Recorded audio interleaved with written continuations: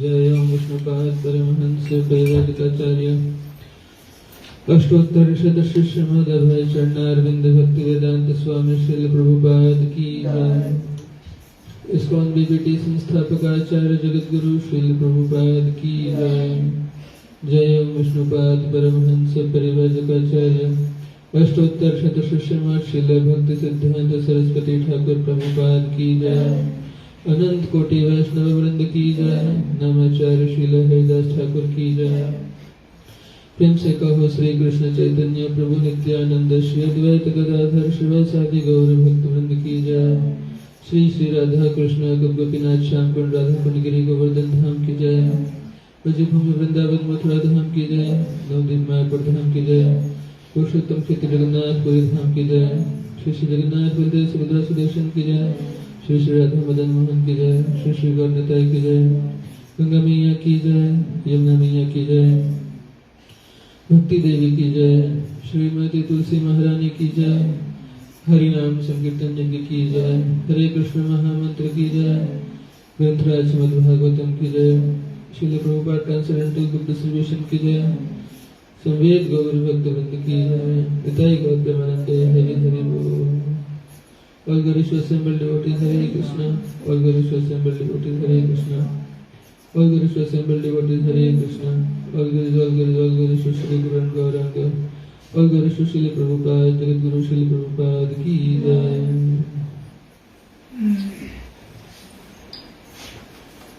ओम नमो भगवते वासुदेवाय।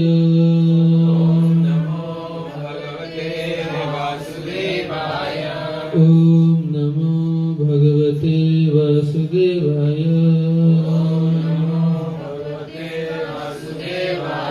ओम नमो भगवते वासुदेवाय। नारायणं नमस्कृत्य नरं चैव नरोत्तमं देवीं सरस्वतीं व्यासं ततो जयमुदीरये। नष्टप्रायेषु अभद्रेषु नित्यं भागवत सेवया भगवती उत्तम श्लोके भक्तिर्भवति नैष्ठिकी। कृष्णाय वासुदेवाय देवकी नंदनाय च नंदगोपकुमाराय गोविंदाय नमो नमः। हरे कृष्ण। तो हम पढ़ रहे श्रीमद् भागवतम स्कंद 1 अध्याय 11 श्लोक संख्या 27। सित आतपत्र व्यजनैः उपस्कृतः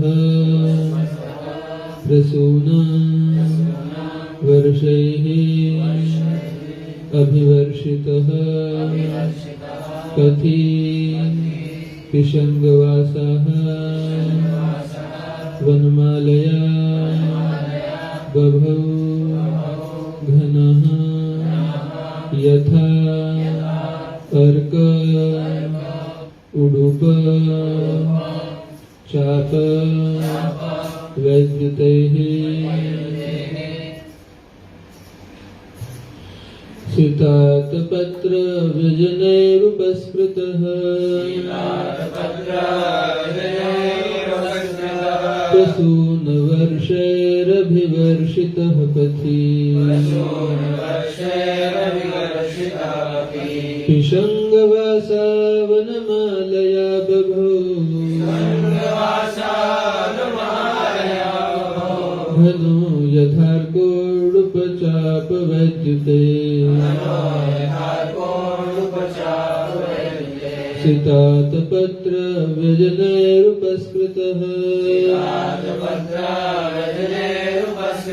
प्रसूनवर्षैरभिवर्षितः पथि पिशङ्गवासा वनमालया बभौ घनो यथार्कोडुपचाप वैद्युते। चितातपत्र व्यजनैरुपस्कृतः प्रसूनवर्षैरभिवर्षितः पथि शृङ्गवासा वनमालया बभौ घनो यथार्कोडुपचापवैद्युते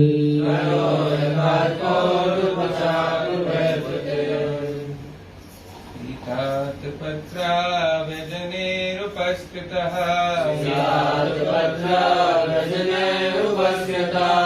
सुन्नवर्षैरभिवर्षिता पतिः संगवासा वनमाल्य बाबहु घनो यथर्कोडुपचापवैद्युता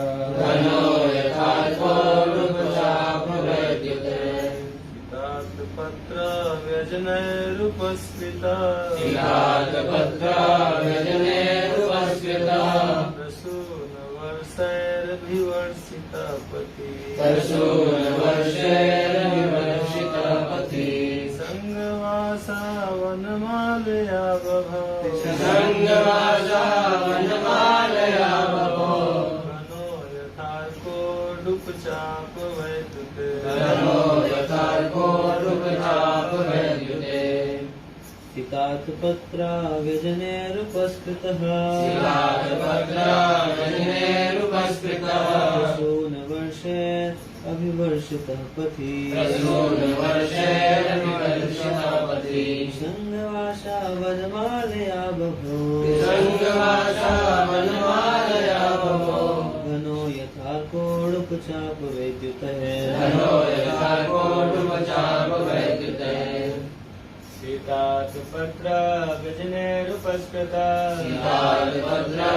चितातपत्राव्यजनेरुपस्कृता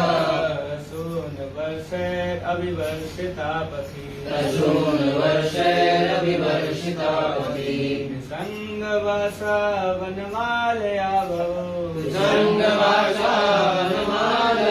बभौ घनो यथार्कोडुपचापवैद्युते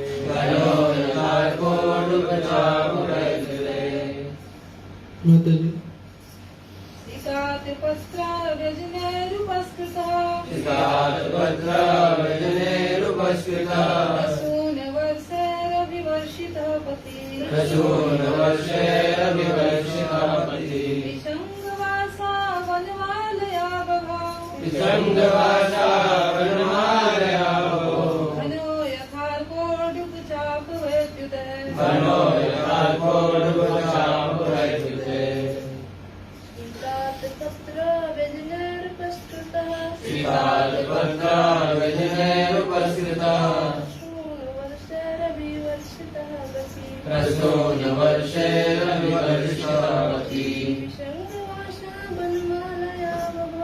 विसङ्गवासा वनमालया बभौ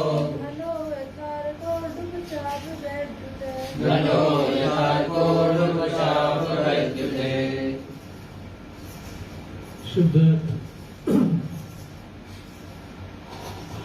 सिद्ध आतपत्र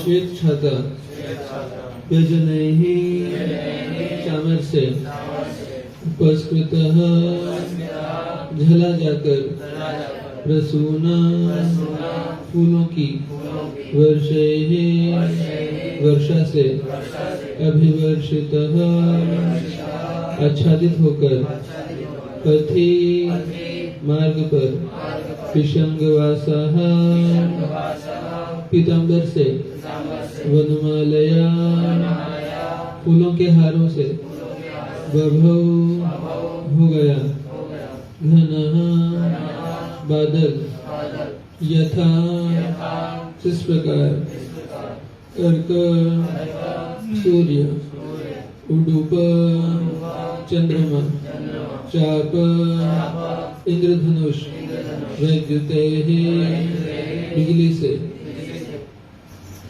अनुवाद एवं तात्पर्य कृष्ण कृपा मूर्ति अभय चरणारविंद भक्ति वेदांत स्वामी श्री प्रभुपाद जी के द्वारा जगत गुरु श्री प्रभुपाद की जय।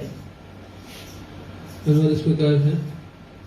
जब भगवान द्वारका के राजमार्ग से होकर गुजर रहे थे, तब एक श्वेत छत्र तानकर उनके सिर को धूप से बचाया जा रहा था।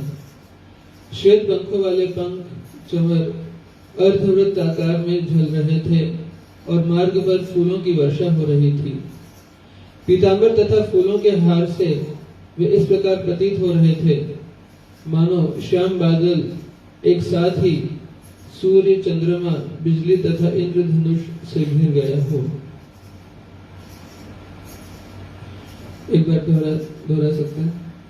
जब भगवान द्वारका के राजमार्ग से होकर गुजर रहे थे, तब एक श्वेत छत्र तानकर उनके सिर को धूप से बचाया जा रहा था। श्वेत पंखों वाले पंख अर्धवृत्ताकार में झल रहे थे और मार्ग पर फूलों की वर्षा हो रही थी। पीतांबर तथा फूलों के हार से वे इस प्रकार प्रतीत हो रहे थे मानो श्याम बादल एक साथ ही सूर्य, चंद्रमा, बिजली तथा इंद्रधनुष से घिर गया हो।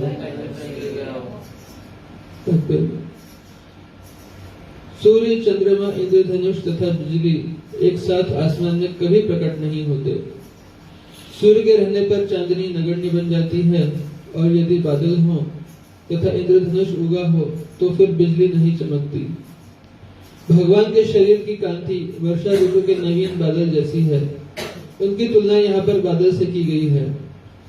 उनके सिर के ऊपर तना श्वेत छाता मानो सूर्य है। चवर के हिलने डुलने की तुलना चंद्रमा से की गई है। फूलों की वर्षा की उपमा तारों से और उनके पीतांबर की तुलना इंद्रधनुष से की गई है।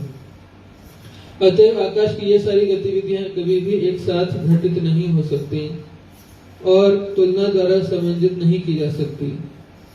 ऐसा सामंजस्य तभी संभव है जब हम भगवान की अचिंत्य शक्ति का चिंतन करें।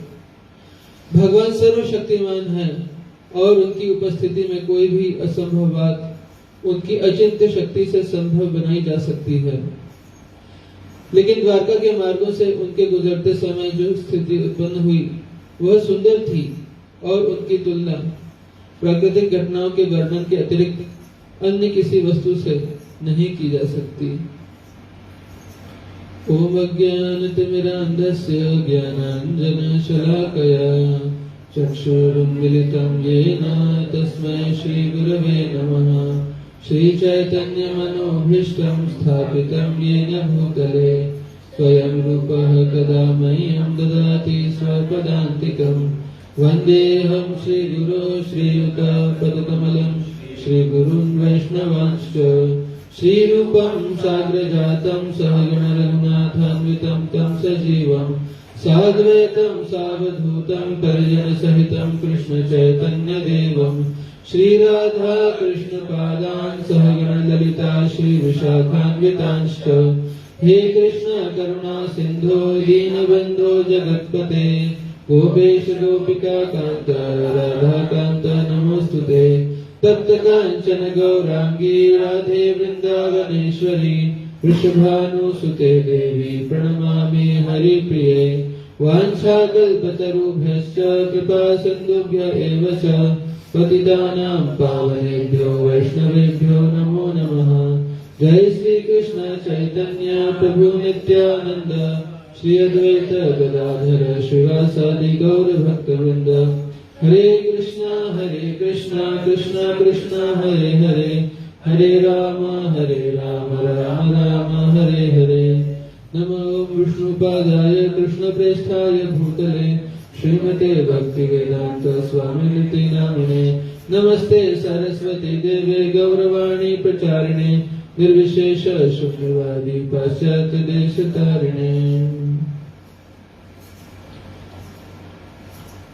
सितातपत्र व्यजनैरुपस्कृतः प्रसूनवर्षभिवर्षितः पथि पिशंगवासा वनमालया बभौ घनो यथार्कोडुपचापवैद्युतैः।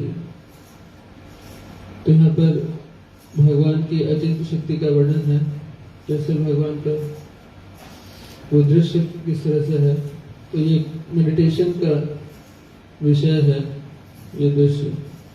इससे रिलेटेड एक फोटो भी है तो भगवान का, द्वारका में जब भगवान एंटर करते हैं शावर किया जा रहा है, फोटो देखा है? तो यहाँ पर जो है प्रभुपाद जी तात्पर्य में बता रहे हैं विशेष रूप से भगवान की अचिंत्य शक्ति से कुछ भी संभव है। ऐसा कोई कार्य नहीं है, ऐसा कुछ फिनोमेना नहीं है, ऐसी कोई बात नहीं है जो हो नहीं सकती भगवान की इच्छा से। तो भगवान के कई सारे गुण हैं, अनंत गुण है वैसे तो भगवान के, और इन अनंत गुणों को हमारे आचार्यों ने विशेष रूप से श्रील रूप गोस्वामी ने 64 गुणों में विभाजित किया, मोटा मोटा ब्रॉड कैटेगरी। उनमें से एक क्वालिटी है भगवान का, वो है उनकी शक्तियां अचिंत्य हैं। अचिंत्य मतलब उसका चिंतन नहीं किया जा सकता, वो हमारी सोचने की शक्ति से ऊपर है, समझने की शक्ति से भी ऊपर है। अचिंत्य हमारी इमेजिनेशन से बाहर है, हम उसको इमेजिन नहीं कर सकते क्योंकि हमारी बुद्धि एक पर्टिकुलर तरीके से सोचने की अभ्यस्त है। हम सोचते हैं ऐसा तो ऐसा कैसे हो सकता है, ऐसा तो वैसे, ये ऐसा तो वैसा नहीं हो सकता, वैसा है तो ऐसा नहीं हो सकता। लेकिन भगवान की शक्ति, भगवान के साथ ऐसा नहीं है। भगवान के साथ कुछ भी हो सकता है, भगवान कुछ भी कर सकते हैं। जब भगवान इन्वॉल्व है किसी पिक्चर में डायरेक्टली तो कुछ भी हो सकता है। और वैष्णवाचार्य बताते हैं, विशेष रूप से श्रील गोस्वामी ने बताया कि भगवान वही है जिसकी शक्तियां अचिंत्य है। आध्यात्मिक सर्कल्स में दो शब्द होते हैं, एक होता है अचिंत्य और एक होता है अनिर्वचनीय। जनरली जो मायावाद दर्शन को मानते हैं वो लोग अनिर्वचनीय शब्द का प्रयोग करते हैं। अनिर्वचनीय और अचिंत्य में क्या अंतर है? अनिर्वचनीय में वो कहते हैं कि इसका वर्णन नहीं किया जा सकता। अचिंत्य और अनिर्वचनीय में क्या अंतर है? अचिंत्य को वो समझ भी नहीं सकते हम, लेकिन अनिर्वचनीय में वो समझ रहे हैं लेकिन उसको एक्सप्लेन नहीं कर सकते, बता नहीं सकते। हाँ, बस विचार कर लिया हमारे माइंड में, हम समझ गए, बुद्धि से समझ गए और रियलाइज भी कर लिया, लेकिन उसको आप एक्सप्लेन नहीं कर सकते, उसको कहेंगे अनिर्वचनीय। तो कहते हैं कि जैसे निराकार ब्रह्म है वो अनिर्वचनीय है, तो वो स्टेट को आप केवल अचीव कर सकते हैं। उनसे पूछे कि अरे आप तो निराकार में लीन हो गए थे, फिर आप यहाँ क्या कर रहे हैं भौतिक जगत में? आप स्कूल बना रहे हैं, हॉस्पिटल बना रहे हैं, ये जगत तो मिथ्या है। तो बोले ये अनिर्वचनीय है, मैं एक्सप्लेन नहीं कर सकता, आप नहीं समझ सकते। शब्दों की वहां तक पहुंच नहीं है, वहां पे शब्द नहीं पहुंच सकते। तो ये तो दो कारण, दो चीजों में हो सकता है, या तो फिर कुछ है ही नहीं, आप कुछ जो है वो गप दे रहे हैं और आप खुद भी वहां तक नहीं पहुंचे, ये तो तब भी हो सकता है। तो मैं जो सोच रहा हूँ ना, आप नहीं सोच सकते, आप वहां तक नहीं पहुंच सकते कभी। मेरे माइंड में जो है, जो मैंने रियलाइज किया, आप नहीं कर सकते। तो ये है अनिर्वचनीय कि जब आप समझ गए, ब्रह्म निराकार के लेवल तक आप पहुंच गए, लेकिन आप उसको एक्सप्लेन नहीं कर पा रहे, शब्दों की वहां तक पहुंच नहीं है। जैसे आपने शब्द बोले तो वो तो शब्दों की सीमा में आ गया। अचिंत्य मतलब कि अचिंत्य थोड़ा एडवांस लेवल है, जो अचिंत्य है वो अनिर्वचनीय भी होगा ही। अचिंत्य और एडवांस लेवल है, वहां समझ भी नहीं सकते। हमारी चिंतन, हमारी बुद्धि वहां तक नहीं पहुंच सकती। तो ये क्वालिटी जो है वो ये भगवान श्री कृष्ण में है। वैसे तो कृष्ण में भी है ये क्वालिटी और नारायण में भी है। भगवान नारायण के अंदर भी ये क्वालिटी है। तो फॉर एग्जाम्पल श्री रूप गोस्वामी देते हैं कि जब कुंती महारानी जब भगवान द्वारका जा रहे थे, शुरू में हस्तिनापुर से द्वारका जा रहे थे, और जब उस समय तुरंत उत्तर आई और कहने लगी कि मेरी रक्षा करो, ये करो, प्रार्थना किया उन्होंने। तो उसी समय जो है वो भगवान ने वहां पे खड़े हुए बात कर रहे हैं और उन्होंने उसके गर्भ में प्रवेश करके साइमल्टेनियसली उसी समय परीक्षित महाराज की रक्षा भी कर दी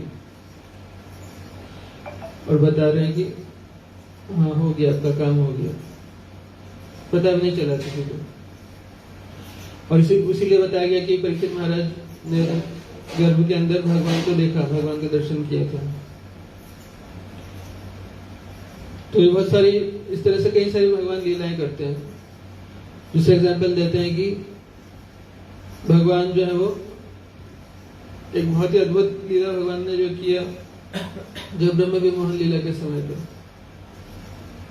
एक साथ ही अपना विस्तार कर दिया सारे ग्वाल बाल के रूप में, बच्चों के रूप में,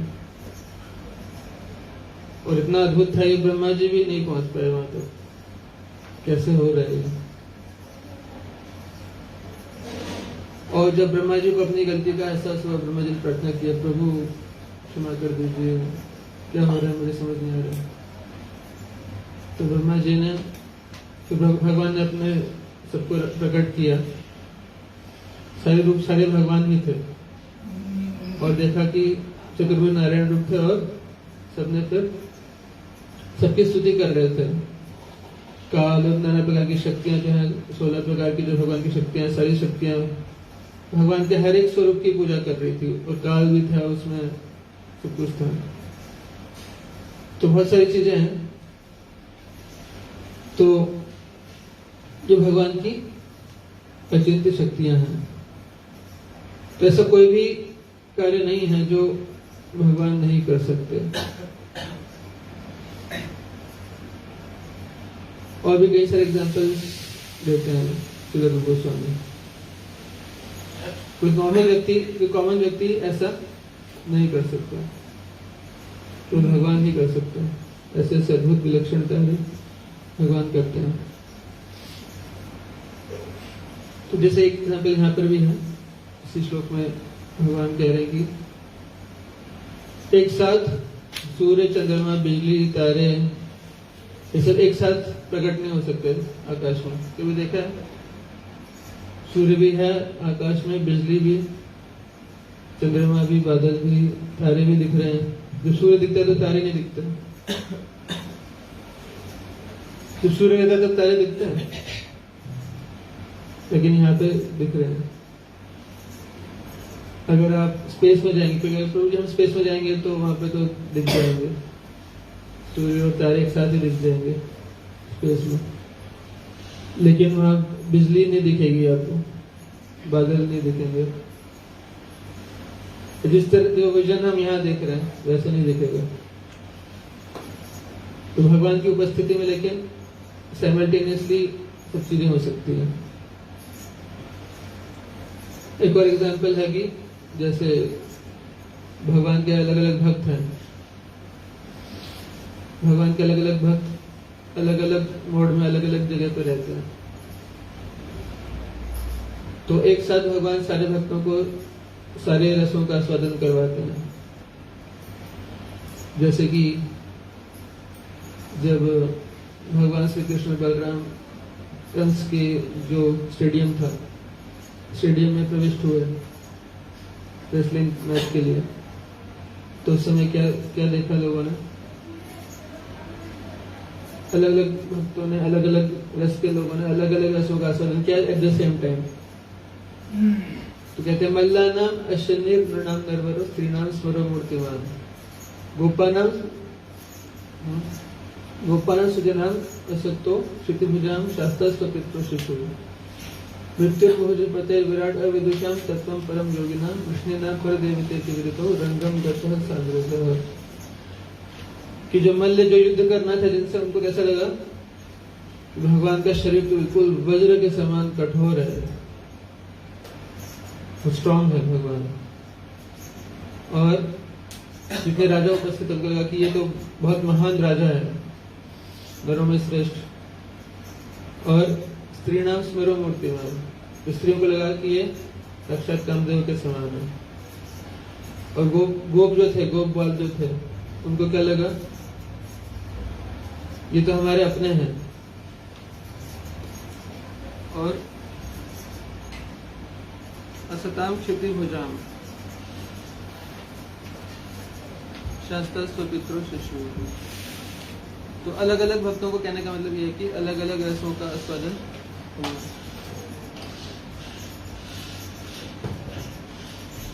तो उनकी उपस्थिति में कोई भी चीज असंभव चीज भी हो, जो हमें लगे कि ये कैसे हो सकता है, वो हो सकता है। तो ये चीज जो है, इसको कभी भी,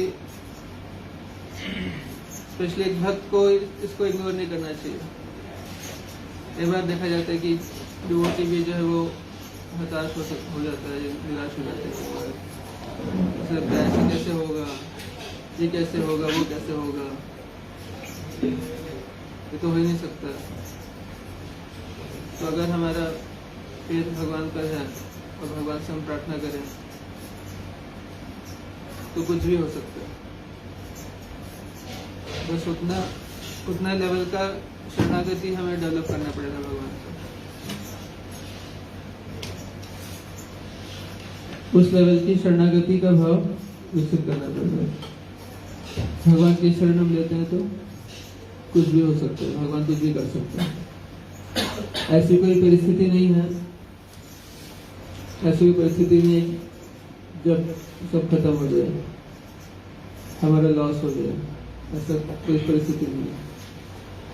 इसलिए भक्त जो है, जो एडवांस भक्त होते हैं, वो आप देखेंगे हमेशा मोटिवेटेड रहते हैं। उनको कोई अलग से मोटिवेशन स्पीच सुनने की जरूरत नहीं पड़ती।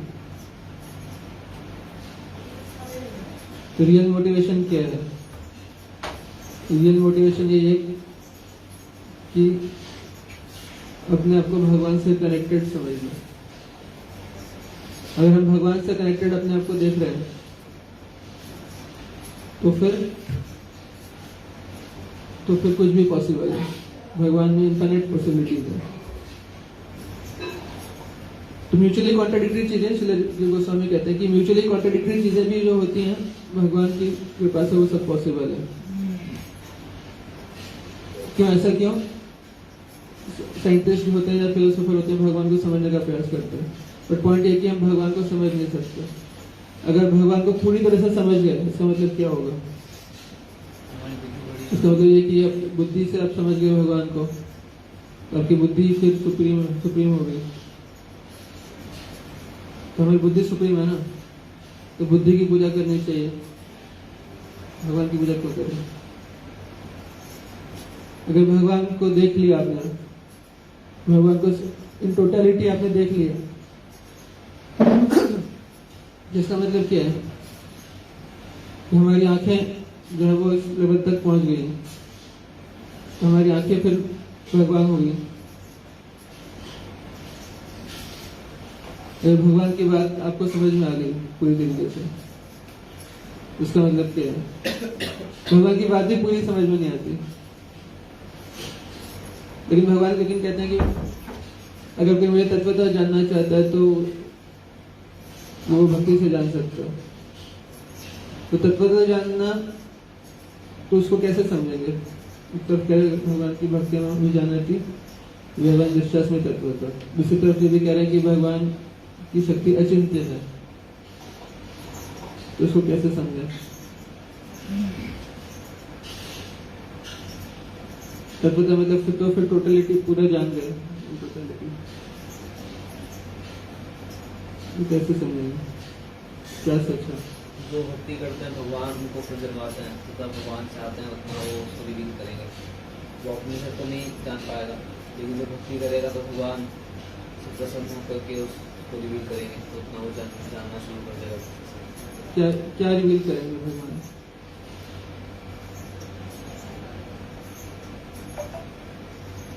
टोटलिटी में पॉइंट एक ही, हम टोटलिटी में नहीं जान सकते भगवान को। तो तत्वतः जानने का क्या मतलब है? यही जानना कि भगवान अचिंत्य है। हाँ, ये भी अच्छी तरह से समझ लेना कि भगवान अचिंत्य हैं, ये जान लें कि हम टोटलिटी में भगवान को नहीं जान सकते। हो सकता है कि हाँ। जैसे भगवान को जो है 5 तरीके से हो सकता है, तो जो दास्य भाव वाला होगा वो उस रस को तत्वतः समझ सकता है, जो माधुर्य भाव वाला होगा माधुर्य भाव को टोटलिटी तो नहीं समझ सकते, लेकिन आप सभी अपने अपने रिलेशन को अच्छे से समझ सकता है, हाँ, करेक्ट। अपने संबंध। तो ये भी है कि जितने रस हैं भाई हमारे लिए जितना जरूरी है जानना, जिससे कि हम अपने जीवन के लक्ष्य को अचीव कर सकें, वो तत्वतः। एटलीस्ट ये जानना कि कृष्ण परम भगवान है। हाँ, कुछ बेसिक चीजें हैं। कृष्ण परम भगवान है, हम कृष्ण के दास हैं, कृष्ण की कृपा से सब कुछ होता है, कृष्ण की इच्छा से होता है। गीता में जितना रिवील किया है उसकी समझ हमें डेवलप कर लेना। ये चीजें ऐसी है जो शास्त्र में नहीं बताई गई है, वो सारी चीजें जो शास्त्र में नहीं बताई गई है बता दी जाएंगी तो फिर या तो हम कंफ्यूज हो जाएंगे या तो डाउट करने लगेंगे कि ऐसे कैसे, भगवान ऐसा क्यों कर रहे हैं। जितना बताया उसमें भी कंफ्यूज है कई सारे। जैसे फॉर एग्जाम्पल कहते हैं कि भगवान जो है वो माखन चुराते हैं, तो कैसे समझेंगे इसको, भगवान चोरी क्यों कर रहे हैं? तो तत्वतः इसको समझना पड़ेगा, या तो फिर दयानंद जी की तरह क्रिटिसाइज करने लगेंगे ये क्या है, ये तो जो है वैष्णव ने जो है वो ऐसी लिख दी है फालतू बातें। भगवान चोरी थोड़ी कर सकते हैं, भगवान तो योगेश्वर है, योगेश्वर को क्या जरूरत है चोरी करने की। तो मतलब उनको थ्योरी तो पता है, उपनिषद वगैरह पढ़े होंगे, लेकिन उनको ये नहीं पता कि भगवान चोरी भी कर सकते हैं रस के आस्वादन के लिए, या रासलीला है या कोई भी ऐसी लीला है भगवान की। भगवान छल क्यों कर रहे हैं? भगवान काफी चीटिंग करते हैं। अगर आप देखें लीला, तो बलि महाराज के साथ तो बहुत डेंजरस चीटिंग की है, खतरनाक वाला।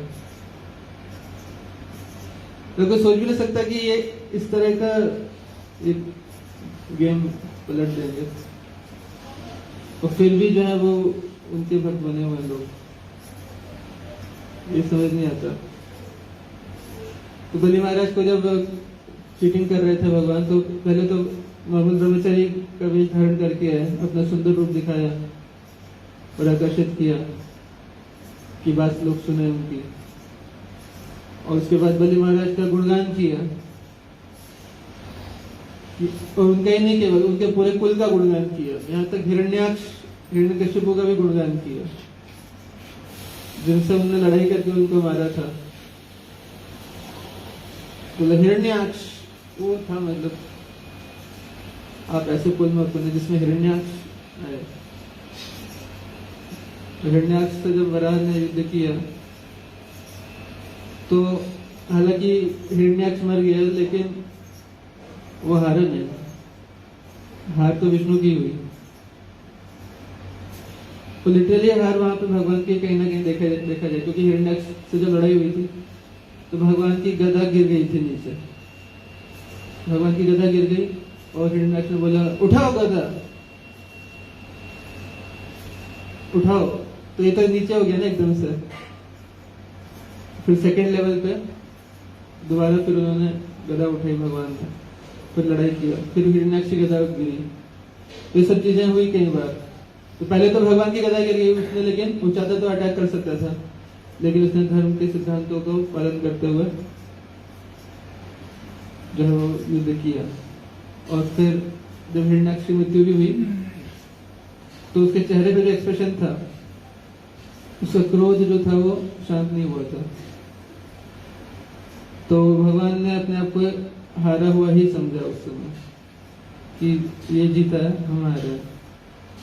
तो भगवान फिर उसका गुणगान कर, भगवान झूठ में बोलते नहीं, भगवान जो बोलते हैं वो रियल बोलते हैं, फीलिंग से बोलते हैं, वो सच में ऐसा ही होता है। तो ये समझने में कैसे समझेंगे उसको कि भगवान ऐसा क्यों कह रहे हैं। और फिर कह रहे हैं कि हिरण्यकश्यपु आपके परदादा थे। हिरण्यकश्यपु की ऐसी पावर थी कि विष्णु को ढूंढने के लिए वो पूरा वैकुंठ तक चला गया और विष्णु डर गया वहां पर और बोले कि अरे ये तो आ गया मुझे मारने के लिए। तो डर के कारण विष्णु जो है वो उसके हृदय में परमात्मा के रूप में प्रविष्ट हो गए और वहां पर घुस गए। और विष्णु कहा कि यही सेफ जगह है, क्योंकि ये तो बाहर दिखता है, इंटरनल तो ये दिखता नहीं है, अंतर्मुखी तो इसकी दृष्टि नहीं, बाहर दिखता है। तो उसके अंतःकरण में प्रवेश करना ये जो है ये सेफ जगह है। फिर प्रहलाद महाराज का गुणगान किया और उनके पिता बलि महाराज के पिता विरोचन, उनका गुणगान किया। तो विरोचन भी बहुत एडवांस, हालांकि असुर में उनकी गिनती है, लेकिन इन्होंने भी काफी धर्म का पालन किया। तो भगवान ने सबका गुणगान किया। तो बलि महाराज बिल्कुल कन्विंस हो गए कि हाँ बिल्कुल जो बोल रहे हैं बिल्कुल सही है। और फिर भगवान ने धीरे से 3 पग धरती मांगा। जब 3 पग धरती मांगा तो उसके बाद फिर से बलि महाराज ने 3 पग धरती क्यों मांग रहे हो। तो ऐसी बात उन्होंने की लगा कि हाँ यार ये तो बिल्कुल बढ़िया। जो 3 पग धरती से संतुष्ट नहीं हो सका, वो उसको सारे संसार का संपत्ति भी दे दोगे तो भी वो संतुष्ट नहीं होगा। मान लीजिए किसी के दोनों के पास जा रहे हैं, ऐसा बोल रहे हैं तो सोचेगा तो भगवान तो इतने मंत्रमुग्ध कर देते हैं। और फिर बलि महाराज भी हालांकि जान रहे थे ये भगवान है, वो भी लेकिन अपना लीला कर रहे थे एज इफ कि वो नहीं समझ रहे। जब शुक्राचार्य उनको बता दिया कि ये विष्णु है साक्षात, तो वो भी समझ गए। तो पॉइंट है कि ऐसे अचिंत्य कार्य करते हैं, उसको मॉरली डिफेंड करना बहुत मुश्किल हो जाता है हर एक अवतार में। राम अवतार में भी भगवान ऐसे एक्शंस के जिसको समझना बड़ा मुश्किल हो जाता है। स्पेशली सीता जी का त्याग वाला जो प्रसंग है, उसको समझना बड़ा मुश्किल है। तो कुछ भौतिकतावादी लोग हैं, वो भगवान को पूरी तरह से समझना चाहते हैं। हालांकि समझना इतना मुश्किल भी नहीं है देखा जाए तो, लेकिन वो सोचते हैं कि हम स्ट्रेट फॉरवर्ड है भगवान को समझना। तो जब वो स्ट्रेट फॉरवर्ड चीजें भगवान के बारे में समझ नहीं पाते तो कहते हैं कि अरे ये तो बाद में ऐड किया गया। तो समझ नहीं पाते तो कहते हैं ये बाद में ऐड किया गया। तो भगवान जो है वो कुछ भी कर सकते हैं। तो भगवान सर्वशक्तिमान है और उनकी उपस्थिति में कोई भी असंभव बात उनकी अचिंत्य शक्ति से संभव बनाई जा सकती है। कई चीजें ऐसी आती है रामायण के अंदर, जब हम देखते हैं कि भगवान तो लीला कर रहे हैं और लीला में युद्ध में जब इंद्रजीत ने बाण चलाया तो राम और लक्ष्मण दोनों जो है वो उस नागपाश में बंद गए और बेहोश होकर मूर्छित होकर गिर गए। इसको कैसे समझेंगे। और फिर जो है वो जब गिर गए दोनों राम लक्ष्मण, तो सारे वानर सेना एकत्र हो गई सोचने की क्या करें। तो उन्होंने सोचा कि नागपाश तो गरुड़ इसको काट सकते हैं, तो गरुड़ जी को बुलाया जाए। तो हनुमान जी गए गरुड़ जी को लाने के लिए, तो गरुड़ जी भी भ्रमित हो गए, ऐसे कैसे हो गया, तो भगवान है। भगवान कैसे नागपाश से बन गए। तो गरुड़ ने फिर उस नागपाश को काटा आकर, लेकिन उनका कंफ्यूजन जो है वो दूर नहीं हुआ, वो भ्रम में पड़ गया कि भगवान ऐसे कैसे कर रहे हैं। तो रास्ते में उनको कंफ्यूज होकर जा रहे थे गरुड़ जी, रास्ते में उनको शंकर जी मिले, बोले कि जो है ऐसा ऐसा हो गया है, ये कैसे हो रहा है, समझ नहीं आ रहा, मुझे डाउट हो गया। तो शंकर जी ने बोला कि इनको ऐसे नहीं समझ में आएगा, आप ऐसा करिए गरुड़ जी, आप मानसरोवर पे जाइए, वहाँ पे एक कौवे हैं जिनका नाम है काकभुशुंडी, उनसे जाके आप लॉन्ग टर्म, मैं थोड़ा बिजी हूँ अभी सेवा के लिए जा रहा हूँ, थोड़ा बिजी हूँ, आप उनसे लॉन्ग टर्म सत्संग करिए, तब आपको समझ में आएगा। तो गरुड़ जी गए कहाँ पे, मानसरोवर, वहाँ पे उन्होंने काकभुशुंडी जी से कथा सुनी और फिर लॉन्ग टर्म सत्संग किया, तब जाके समझ में आया। तो कैसे समझेंगे? भगवान लगता है हमारे ऊपर डिपेंडेंट है, भक्त को कभी कभी ऐसा लग सकता है। या इसी तरह से एक और असुर थे अहिरावण महिरावण, वो भगवान राम लक्ष्मण सो रहे थे तो आए और किडनैप करके ले गए सोते हुए, और बोले इनको बलि चढ़ाएंगे, राम और लक्ष्मण को बलि चढ़ाएंगे। तो सारे वानर लोग उठे, सुबह देखा कि राम लक्ष्मण गायब, तो फिर हनुमान जी को भेजा गया उनको रेस्क्यू कराने के लिए पाताल में। रावण महारावण उनको जो है वो किडनैप कर दिया गया था, और वो दुर्गा जी का एक फॉर्म था, उसको बलि चढ़ाना चाहते थे। कह रहे थे कि इन दोनों की बलि पाकर बहुत प्रसन्न होगी माता, ऐसा अद्भुत सुंदर दो युवक हम लेकर आए हैं। तो फिर वहां पर हनुमान जी पहुंचते हैं, हनुमान जी को भेजा जाता है इस तरह के काम के लिए, और फिर हनुमान जी उनको छुड़ा कर लाते हैं। तो विभीषण जी ने फिर आने के बाद पूछा हनुमान जी से कि भगवान से पूछा कि मेरा एक डाउट है कि ये क्यों ऐसा बार बार हो रहा है। तो वहां पर भगवान कहते हैं कि इसका एक ही कारण है कि मैं अपने भक्तों का मान बढ़ाना चाहता हूँ। जब भगवान इस तरह से आचरण करते हैं तो एक्चुअली किसका मान बढ़ता है? भक्तों का रिस्पेक्ट बढ़ता है। तो भक्तों का रिस्पेक्ट जब भगवान से ज्यादा बढ़ता है तो भगवान को ज्यादा खुशी होती है। तो भगवान ये नहीं चाहते कि केवल मेरे को ही लोग पूजा करें। भगवान ये कहते हैं कि देखो मेरी पूजा करोगे तो तुम फायदा में रहोगे, ये सुप्रीम मैं ही हूँ। लेकिन वो चीज गुह्य है। वो चीज क्या है? गुह्य है। ये सब बातें अपनी महानता भगवान जो है वो बोलते ये गुह्य ज्ञान है। क्योंकि भगवान, जैसे हम पहले भी चर्चा कर रहे थे, भगवान बहुत शाय है। तो शाय व्यक्ति अपने गुणगान ज्यादा नहीं बताता, उसको लगता है कि मेरी यश जो है वो फैले ना ज्यादा। पर चूंकि जीव का कल्याण इसी में है कि भगवान से वो कनेक्ट हो, भगवान की भक्ति में जुड़े। इसलिए भगवान की भक्ति में जुड़ने के लिए भगवान के ऐश्वर्य का ज्ञान होना जरूरी है। जो एडवांस नहीं हुए हैं, जो भाव भक्ति के लेवल तक नहीं पहुंचे हैं, उन भक्तों को भगवान की भक्ति करने के लिए भगवान के ऐश्वर्य का ज्ञान होना जरूरी है। इसलिए भगवान को बताना पड़ता है। नहीं तो गोलोक धाम में क्या है? गोलोक धाम में सारा ज्ञान कवर्ड है, क्योंकि जरूरत ही नहीं है।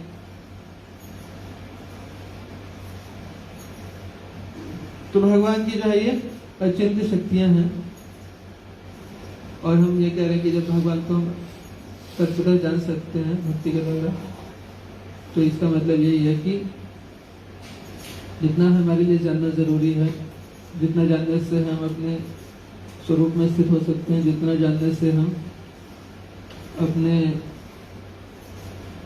अपने जो हमारे स्वरूप के अनुसार जो रस है, उसके अनुसार जो सेवा है, उसमें स्थित हो सकता है, भक्ति में आगे बढ़ने के लिए, भगवान से प्रेम करने के लिए जितना जरूरी है उतना भगवान रिवील कर देते हैं। पूरा चीज रिवील नहीं करते, कंप्लीट टोटल रिवील कर देते हैं कि हाँ मेरी शक्तियां हैं, ये शक्तियां हैं, ऐसे ऐसे मैं कार्य करता हूँ, लेकिन इसके डिटेल में नहीं जाते, माइक्रो मैनेजमेंट में नहीं जाते। जैसे क्रिएशन का नॉलेज है, क्रिएशन का नॉलेज किसी जीव को भगवान नहीं देते हैं। ब्रह्मा जी जो क्रिएशन करते हैं वो सेकेंडरी क्रिएशन है, लेकिन ब्रह्मा जी कैसे क्रिएट हुए और अलग अलग जो एलिमेंट्स हैं, ये कौन से, अग्नि, पृथ्वी, जल, वायु, आकाश, इनकी सृष्टि कैसे हो रही है, इसे भगवान ने ग्लांस किया प्रकृति की अपरफेक्ट प्रकृति से, महत्व से सारे एलिमेंट्स प्रकट हुए अलग अलग। तो वो साइंस भगवान नहीं बताते ब्रह्मा जी को। ब्रह्मा जी को क्या मिलता है? ब्रह्मा जी को सारे इंग्रेडिएंट्स मिलते हैं, अग्नि, पृथ्वी, जल, वायु, आकाश, मन, बुद्धि, अहंकार, 24 तत्व मिल जाएंगे। ये लीजिए 24 तत्व, 24 तत्वों से आप बनाइए ब्रह्मांड अपना।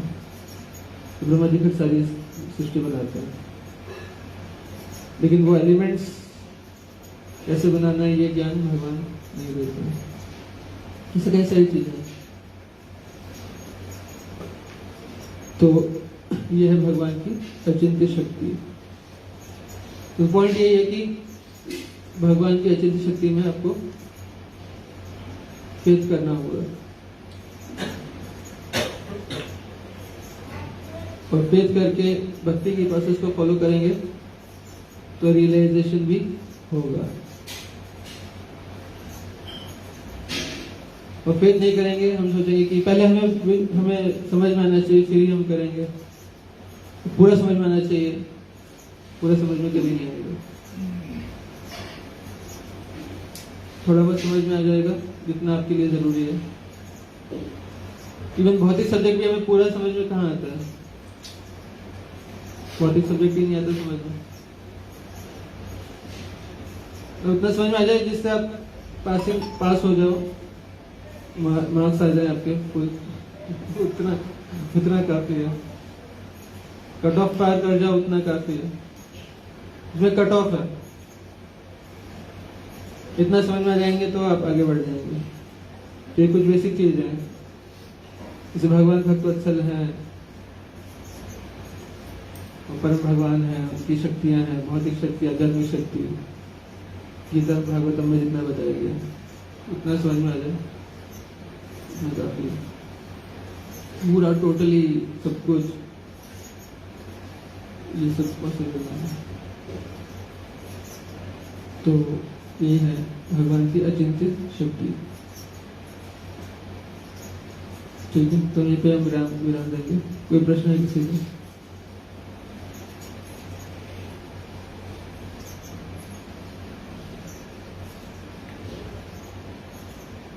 तो ठीक है, हम यहीं पे विराम देंगे।